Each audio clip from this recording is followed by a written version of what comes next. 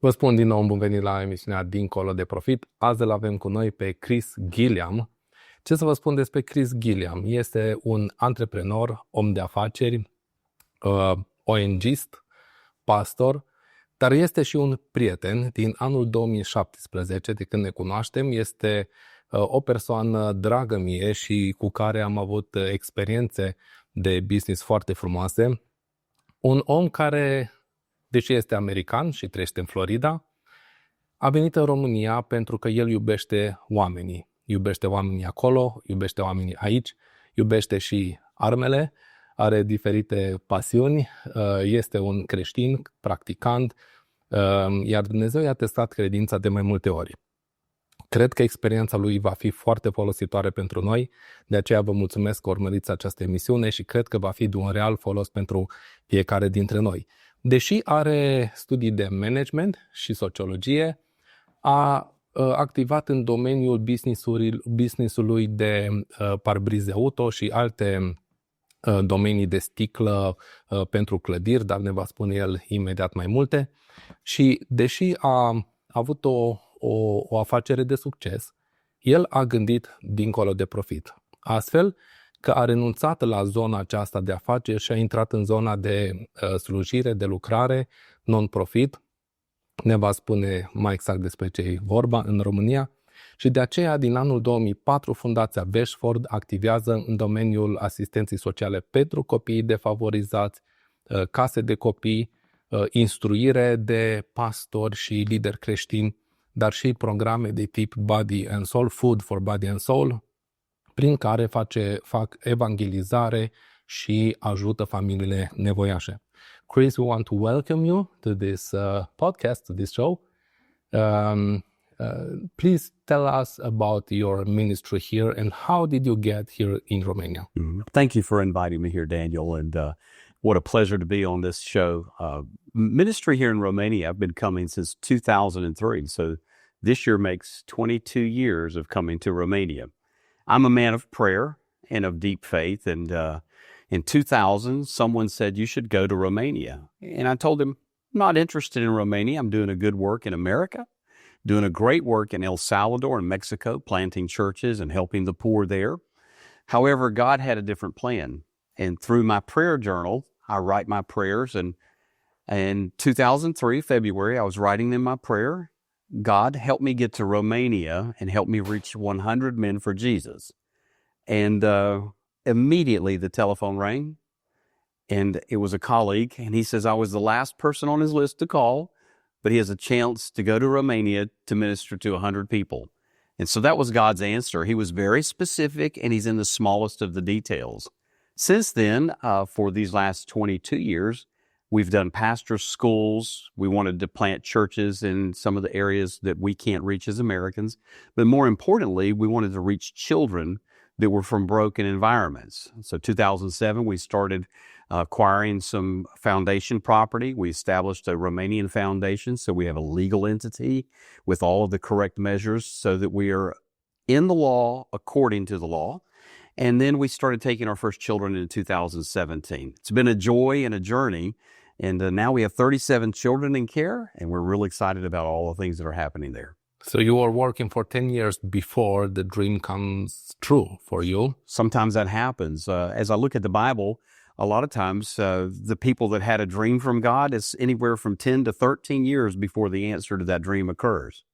And so it just takes a little time occasionally. But as I know, you were running a business. That's correct. Did you start it early, or how did it happen? In America, we have a culture of entrepreneurship. And when I was 13, I started my first business. My dad had a radio and television business. And he said, I don't want to install any car radios. But there was a demand. People wanted car radios put in their cars. So I started installing car radios for $50 a car radio to install. And I started a business on the side as I worked for my father. When I was 15, I started my second company, which was making sod pallets. And I did that from the time I was 16 until I was 19. And that collected enough money so that I could go to university. While we But didn't, is it legal to start a company at 13? well, America? in those days it was. Today they want you to be around 16. But entrepreneurship can take a lot of different turns, and somebody can support you in that. So even if it wasn't, I had a dream of several businesses when the VCR tapes, renting the VCR tapes. There was a lot of opportunity, but I have a very creative mind, and I look for opportunities. I'm not afraid to fail, because failure is part of success. Every failure teaches you a lesson. So, Did you fail before? of course, many times. I started one company, and it became successful for someone else, but not for me. It just didn't fit my agenda. Okay. And then when I was in my 20s in college, the electronic business that I was very accustomed to, no one was hiring because I didn't have a certificate. Although I had a lot of experience, I didn't have the papers. So I started a new industry. I started working in the glass business, installing glass in automobiles and cars, and also installing glass in homes. And that was a full-scale industry. I served in that industry a little over 10 years. Starting my own company after that, moved to a new city, new place, didn't know anyone, said, I don't want to work for a man, I'll start my own company. So I had a very successful glass business, and then from there, God's calling on my life was to go to seminary and pursue a different passion to minister to people. But why? Because it seems that you were living the American dream of a successful man running a company, having your university degrees, and, living in Florida, a very awesome place. I mean, why did you switch? The greatest passion in life is to do what God invites you to do. We can do a lot of things in life that God is not inviting us into, but there's a lot of things God invites us to. And for example, He invited me to become a pastor. I knew that He invited me in that when I was 13 years old. I didn't feel qualified. I didn't feel equipped. I said, this is not my life. It's not my personality. But I learned in pursuing other things, you didn't have the inner peace and the inner joy of following God and what He's doing. In 2020, in the middle of COVID, God said, it's time for you to stop pastoring the church and go full-time taking care of the children in Romania. Well, that's a conflict again, because now I love preaching and teaching, but He begins to remove His peace when He wants you to do something different. And so it's very important to follow Him. I would rather follow God than to make all the money in the world, because walking with God and having His favor on you and His blessing is very important to me. Okay, so an American successful man from Florida quit his business and quit even his job as a pastor to do ministry in Romania. Why Romania? I didn't want to come to Romania. I was doing good work in El Salvador. But as I know you love Romania very much. I love Romania very much. God will put in your heart what He wants you to do. The Bible says if you delight in the Lord, He will give you the desires of your heart. So it's taking joy in God. Many people think God is just an angry person up there wanting them to obey very strict rules, but He's actually a God for us to enjoy. He created a world for us to enjoy, but more importantly, He created us to enjoy Him. And one guy said one time, the glory of God is when a man is fully alive. The only way a man can fully be alive is if he's enjoying God in what God's inviting him to do. I've never been disappointed following an invitation God has invited me to. So I didn't want to come to Romania to start with. I remember the excuses I made, but immediately when I said, God, help me make this transition, the joy came. Just yesterday, when I went to Dedeman, a man stopped in the parking lot and he says, Chris. I didn't know him, never met. He says, in 2003, when you came to Romania and you were preaching, I gave my life to Jesus. Come on.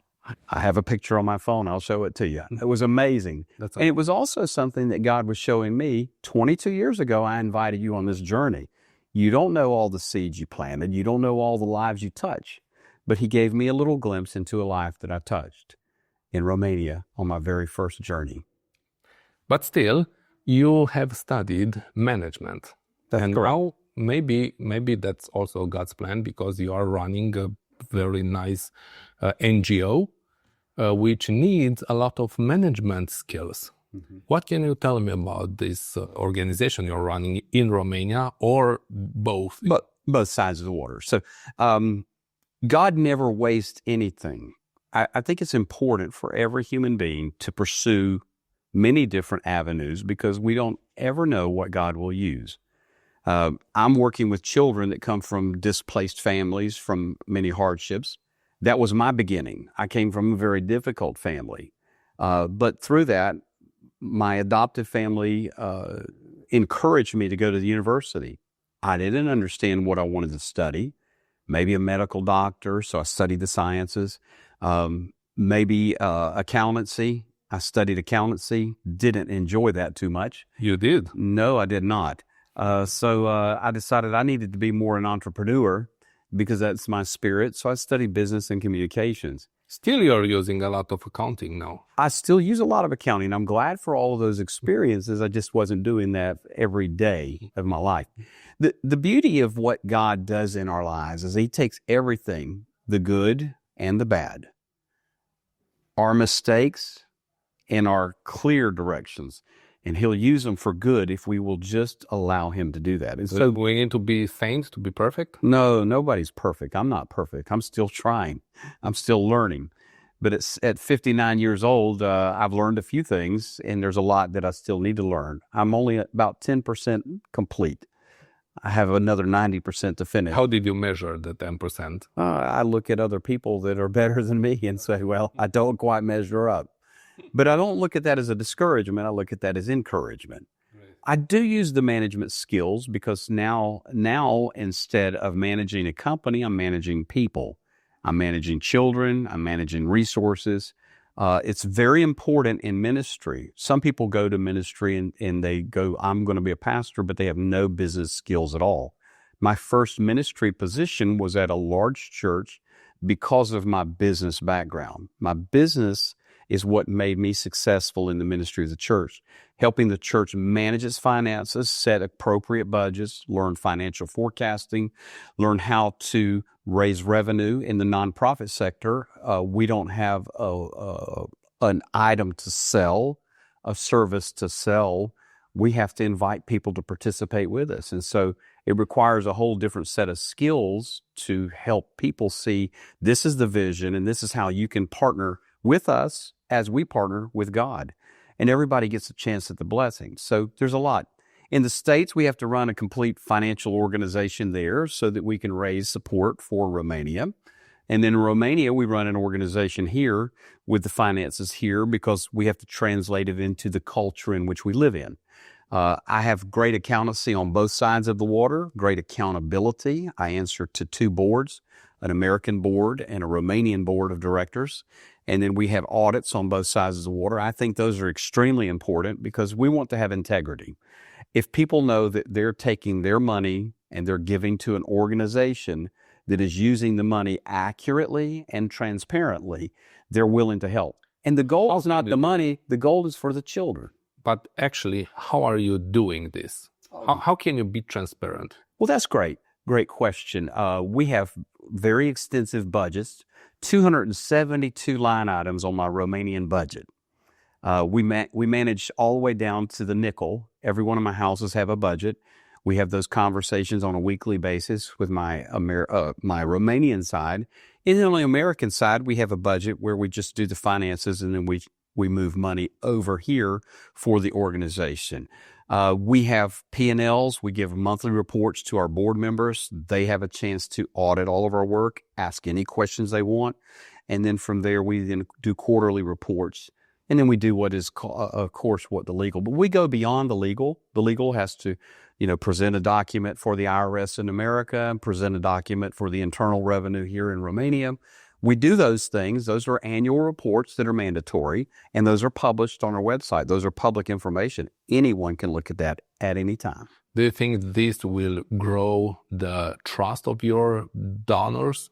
donors? It does. And when we go and talk to donors about our work, some of the donors, probably 20%, ask us for the details.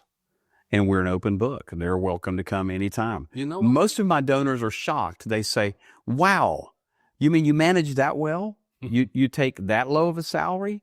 You really use the resources to the full capacity? And they're very excited then to participate because people work hard for their money and they don't. One thing we have in America is we have a group of people that have been very accustomed to giving philanthropically.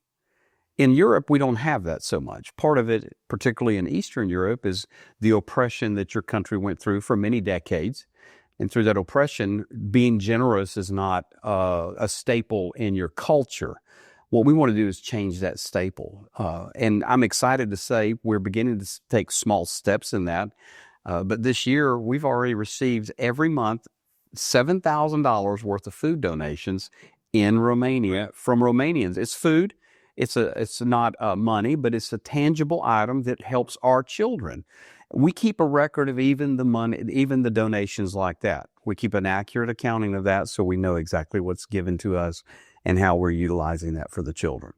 The Bashford Foundation in Romania is one of the largest, or maybe it's the largest children care facility in Timiș County. Please tell me about this. How many homes, how many parents, how does this work? We have 5 homes with house parents. Those homes can handle up to 10 children each, and so up to 50 children. We have a Christian couple. This primary goal is to put God first in the home and then care for the children second. These children come from difficult places, and as a result, they need a little bit extra attention. As I was telling 3 of the boys that were working with me yesterday, doing some repair work on the houses, I said, you started from a place not average, but below average. But what we want to do is we want to build you up that when you finish, you're either at the average or you're better than everyone else.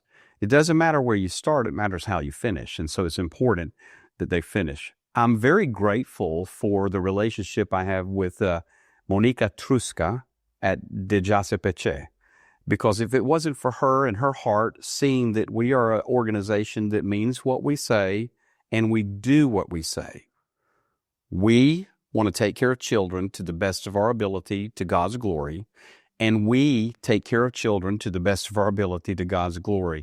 She's been a big asset in helping us with the foundation to jump through the hurdles that are necessary so that we can become the best. We didn't set out to become the best. We set out to bring God glory.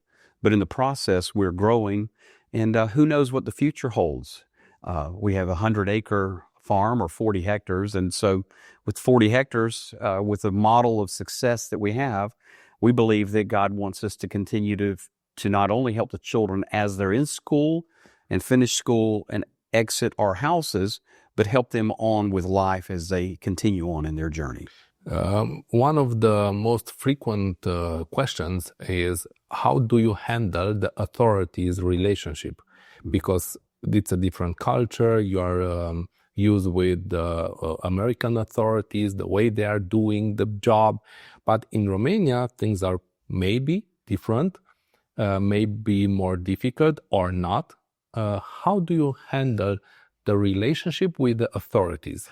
That's a great question. In seminary, and I'm grateful for my seminary training, because in there we had to take 2 classes on anthropology, the study of humanity, and study of people. People are the same fundamentally across the board, no matter where they're at, no matter what time they lived in. Fundamentally. However, culture is how we understand how to operate. And cultures differ. They differ from state to state in America. I've lived in 5 states. And they differ from country to country. Working in El Salvador is very different than working in Romania. But you have rules and procedures that you have to do in all of the countries. One of the things when we came to Romania was to learn how they think and to learn how they do. We're not here to impose our way on the Romanian people. We're here to understand how we can come alongside of them and help. And so having relationships with someone like Monica Truska, I've spent many hours with her getting an education on how to handle the things in Romania. I've spent many hours with you and your colleague that you have turned me on to, many people, because it's important for me to understand how you do it, and then for you to understand how we work so that we can come to some communication agreement. Communication is absolutely necessary. We speak a different language. I'm learning the Romanian language. I hear a lot of it. I understand more than I speak, but it's important that we begin to understand one another, and we have the same goal. When people see you have the same goal, and it's not hard to find, they'll work together. Talking about the communication, you told me that you started 2003, and then you bought the property in 2007, and then you had the first kids in 2017. Okay, so it's more than 10 years of preparation. Correct. But you started with only one home and only 4, as I remember, only 4 children, orphans. That's perfect. Now there are 37 children and there are 5 families which takes care of them.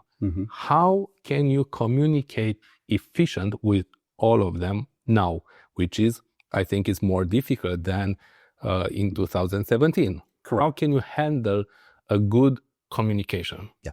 So handling a good communication is of absolute necessity. Today we have some tools that we didn't have in the beginning, such as WhatsApp and Zoom meetings. I try to meet with every family on a Zoom meeting once a week. It takes up an hour of my time, so I have 5 hours dedicated to meeting with the families. They generally give me a long list, a laundry list of things that they want to see done, and then we have to prioritize those things. I have WhatsApp communication at all times with them, and that's been another helpful tool. But that meeting across venues is very important. But it never erases, I'm over here about 100 days a year. So every 2 months or so, I come and extended period of time. So they see that I'm not just someone in America behind a screen looking at them. I'm someone that is just as involved with the lives of the children as they are. And coming on beside them, helping them, is very, very important. We had a little crisis situation yesterday. When you raise children and you have 37 on your property, you have a crisis situation every day. But in the crisis situation yesterday, I was able to take the people that were involved in it and to bring them calmness about what the situation was, let them see 3 weeks down the road, this will be a non-issue, and then help them be encouraged. Encouragement, we don't get enough of that anywhere in the world. So I like to encourage my people. That's why you have 1 hour meeting with each parent. Correct. Not all together, like a whole... No. We have a director here that has like a corporate. No. Because there's some things that they'll say in private that they won't say in a public meeting. And so we have a public meeting that is handled every 2 weeks that our director here on the ground handles, and then they have that. It's usually a 2-hour meeting, and they're all there working collaboratively. We have a couple of groups on WhatsApp where everybody can see the communication for the entire group. And then we have some individual communications, but the individual ones are very, very important. Okay. Related to the communication, it's the same thing as in a company, because we are on a business show, and the communication, most times it's not very well done in the companies, because we are focused on a certain goals, and we miss to have the right meetings and right discussions. So I would like to invite you to our second show to explain more about this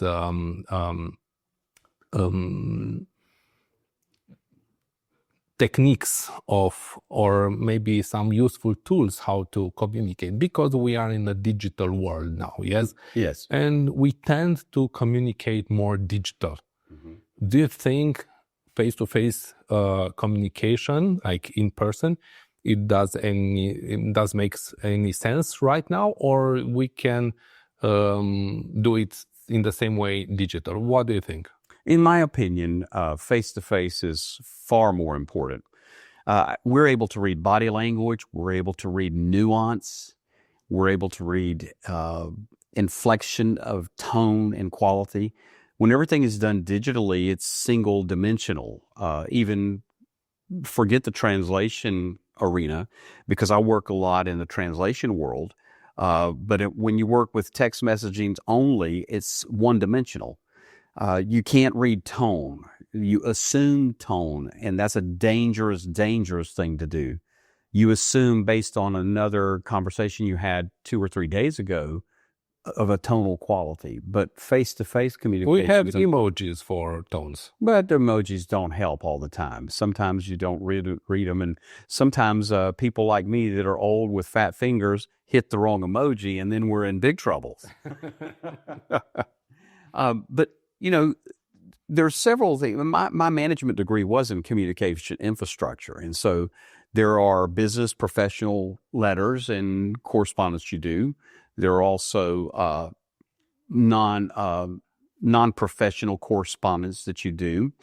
There are times when you say, I want to speak openly, and this is not on the record, so that you give people the opportunity to say what they're feeling, and you don't hold it against them. You don't necessarily support them, but you let them get their emotions out, and that's very, very important. Some people just need to be heard. They don't need a problem solved. And in business, we're always looking to solve problems. Certain personality types are more task-driven than people-driven. I have to really work the balance there, because I have a list every day of about 15 things that I want to accomplish on a daily basis. And so I can be very task-driven. Get the task done, get the task done, get the task done. But I don't take time to learn who the people are. I learned, and I was very blessed to learn this when I was around 15 running my dad's business, and then subsequently running my own companies. If you take care of the people will take care of you. And your business. And your business, that's correct. I had an employee back in 1991 that he was divorced. He moved from a different state, and he wanted to go and spend an extra week or two with his son that was living with his mother about 10 hours away. His name was Greg. Greg said, I want to be able to have 3 weeks vacation, and the company we were managing only allowed employees to have 2. I said, Greg, I can get you 3 weeks of vacation, but here's what I need. Every Saturday, I have to pay time and a half for employees to work, or I can bank your time, and when you have built up time and a half, when you've built up an extra week, I can say you've built up an extra week, you can take the week off. And so working with employees, Greg never complained about anything, and Greg's productivity year over year went up 2 to 5% every year, was able to get more work out of him. We went and started this company. I went to work for a corporation, and in that time, things are different now. Competition is very strong, but in that time, the company only wanted 12% net profit. But because I was taking care of my employees, and because I understood scale and I understood efficiency, but it was really important that I understood the employees, I got them to produce around 40% net profit. That's great. That's amazing. That's great, but I want to hear more about this. That's why I want to invite you to our second podcast, our second show, and talk about this profit percentage, how to raise and how to get better in communication, and also how to understand the times we are living in the business perspective. So I want to thank you for coming for today at this show. Looking forward to see you next time. La Dincolo de Profit astăzi l-am avut pe Chris Gilliam, un om foarte valoros cu studii în America, în management și sociologie. E foarte interesant această idee. De multe ori auzim această expresie, lucrul cu oamenii este cel mai greu. Cel mai greu este să lucrezi cu oamenii.